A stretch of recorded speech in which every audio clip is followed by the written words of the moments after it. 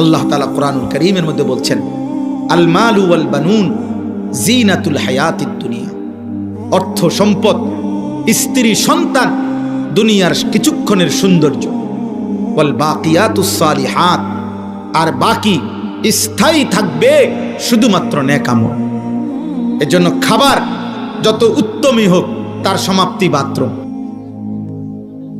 Bathroom, কিন্তু সেজদা তার সমাপ্তি জান্নাত। এই সুবহানাল্লাহ যে বলছেন এখন, এটা আপনি হিসাব পাবেন জান্নাতে।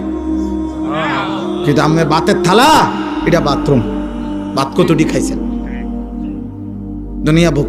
অথবা আপনি ঘরে যা সাজাইছেন ফার্নিচার, এগুলো 5 বছর 10 বছরের ব্যবধানে শেষ পর্যন্ত ভাঙ্গা চুইরা নতুন আসবাব আইসা এগুলাকে ফেলে দিব। অতএব চলেন আমরা ফিকির করি আখিরাতের। কিসের? ওখানেই আমাদের সমাধান, ওইখানেই আমাদের সমাধান। কারো হাতে আমাদের ভাগ্য না, আল্লাহর হাতে।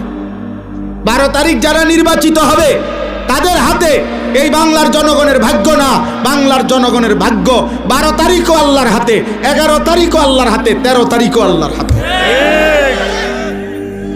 কার হাতে? হ্যাঁ, সুখ আল্লাহর কাছ থেকে, দুঃখ আল্লাহর কাছ থেকে, শান্তি আল্লাহর কাছে, নিরাপত্তা আল্লাহর কাছে, স্বস্তি আল্লাহর কাছে, আল্লাহর কাছে। তিনি ভালো রাখলেই ভালো থাকা, তিনি ভালো না রাখলে ভালো থাকার সুযোগ নেই। ভুল করো না আব্বা, ভুল করো না। আমি অনুরোধ করলাম, অনেক ছেলে তোমরা বুঝতে চাচ্ছ না, কি করছো না করছো তোমরাই জানো। কেন হাসো, কেন নাচো, কি চুল রাখছো, কি নারী দেখতেছো, কি মজা পাইছো? আরে ভাইয়া, নিজের হিসাব মিলাও, দিবানিশির হিসাব মিলাও।